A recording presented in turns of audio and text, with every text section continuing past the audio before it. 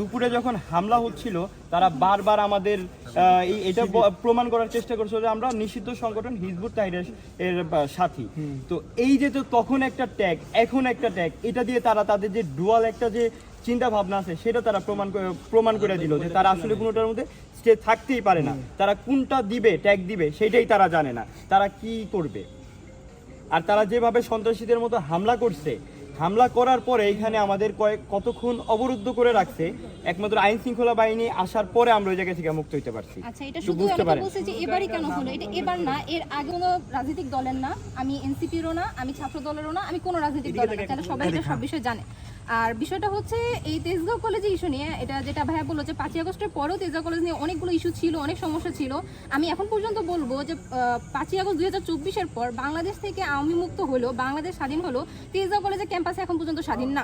এখন পর্যন্ত এই ধরনের কর্মকাণ্ড চলছে। আজকে হয়তো সুমন এনসিপির একজন সদস্যের নাম উল্লেখিত বলে আজকে এতগুলো মিডিয়া প্রেস ব্রিফিং হচ্ছে, কিন্তু এর আগে যখন সুমনের উপর আক্রমণ হয়, শুধু সুমন না, অনেক সাধারণ শিক্ষার্থী এখানে আছে, তাদের উপর আক্রমণ হয়েছিল। তারা এখন পর্যন্ত এই ছাত্র দলেরাই এরা যে আক্রমণ করে, তখন পর্যন্ত এনসিপি তখন শুরুও হয়নি, তখন সেই আক্রমণ চলেছিল 5ই আগস্টের পরেই। সেপ্টেম্বরের মাসে, আগস্ট মাসে এই ধরনের যে ধারাবাহিকভাবে আক্রমণ চলতে থাকে, এমনকি জানুয়ারি মাসে, এই 25 সালের জানুয়ারি মাসেও আমাদের স্কাই ক্যাফেতে ওইখানেও হচ্ছে আমাদের উপর হামলা করা হয় সামান্য ইস্যু নিয়ে।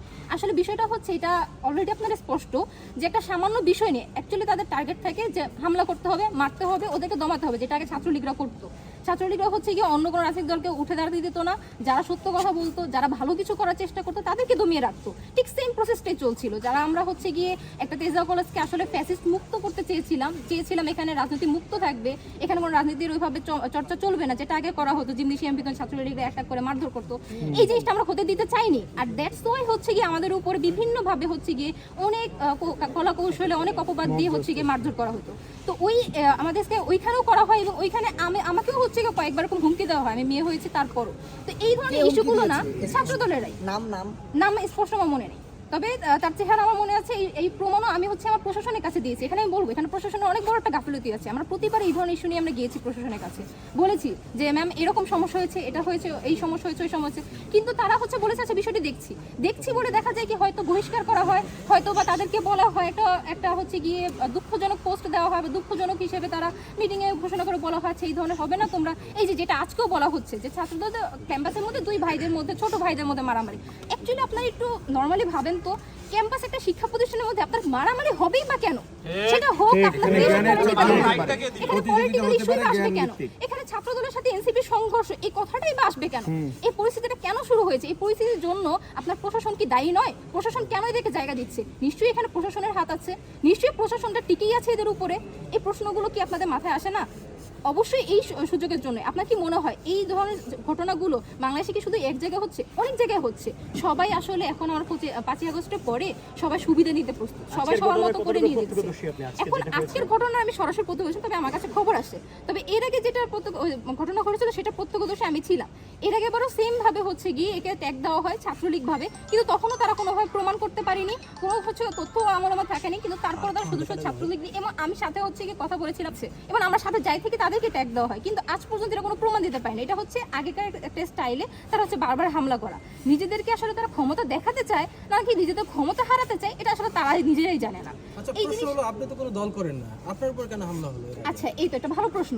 কারণ একটাই, আমি তেজগাঁও কলেজকে, আমি না শুধু, আমরা সাধারণ শিক্ষার্থীরা ম্যাক্সিমাম আমরা তেজগাঁও কলেজকে আসলে ফ্যাসিস্ট মুক্ত করতে চেয়েছিলাম। এখানে আমরা চাইনি কোনো দলীয় রাজনীতি চলবে, এখানে চাইনি কোনো দলীয় এজেন্ডা এখানে বাস্তবায়ন হবে, এখানে কোনো দলীয় একটা দলকে নির্দিষ্টভাবে যেখানে স্থান দিবে এটা আমরা কখনো চাইনি। এই জন্য 5ই আগস্টের আগেও আপনারা সবাই জানেন ফ্যাসিস্ট না, কিন্তু আপনি পুরো কথা জানেন, আমি বলছি কোনো রাজনৈতিক নির্দিষ্ট রাজনৈতিক এখানে কারখানা চলবে না। আপনারা যদি লক্ষ্য করেন এখানে অন্য ওনাদের খবরটা নিবে, আমরা কি বলতে চাই সেটা নেবে না। আচ্ছা, ওই এখানে বলিনি, ফ্যাসিস্ট বলিনি, কোনোভাবে যাতে প্রশাসন দলীয়করণ না হয় এটাই চেষ্টা করছে। আমি বলেছি কোনো ফ্যাসিস্ট নয়, কোনো দলীয়করণ নয়, কোনো ফ্যাসিস্ট নয়, কোনো দলীয়করণ নয়, কোনো নির্দিষ্ট একবার ঠিক কোন যে রাজনৈতিক দল যেখানে মাথাচাড়া দিয়ে উঠবে ক্ষমতায় দেখাবে সেটা যাতে এখানে না হয় আমি এইটা বোঝাচ্ছি। এবার শুধু তাই না, এটা শুধু তাই না, এখানে ক্যাম্পাসে আপনারা সব বিশ্ববিদ্যালয়ে জানবেন, সব কলেজ জানবেন, সবাই কিন্তু রাজনীতিমুক্ত ক্যাম্পাস করতে চেয়েছিল, আমরাও তাই চেয়েছি রাজনীতিমুক্ত ক্যাম্পাস হোক। আপনারা এবার লক্ষ্য করে দেখবেন, এই যে বলেন ছাত্রদের, এই তেজগাঁও কলেজে আপনি ছাত্রদল ব্যতীত আর কয়টা দলকে দেখবেন সুষ্ঠু নিরাপদে তারা হচ্ছে রাজনৈতিক চর্চা করতে পারে। ধরে নিলাম যদি রাজনৈতিক চর্চা করতে চান তাহলে শুধু ছাত্রদল ব্যতীত অন্যান্য রাজনৈতিক দলগুলো কেন এখানে চর্চা করতে পারছে না, এটা আপনারা তাহলে বের করবেন। আর এটা শুধু সুমন না, আরো অনেক সাধারণ শিক্ষার্থীদের উপর আছে, আপনারা যদি এটার উপর নিউজ করেন আপনারা জানতে পারবেন।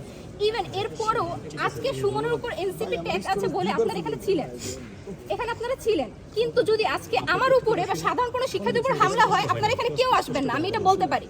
এখানে কোনো মিডিয়া আসবে না, এখানে কোনো পুলিশ আসবে না, এখানে এটা কোনো তদন্ত হবে না, এখানে কোনো সুস্থ বিচারও হবে না।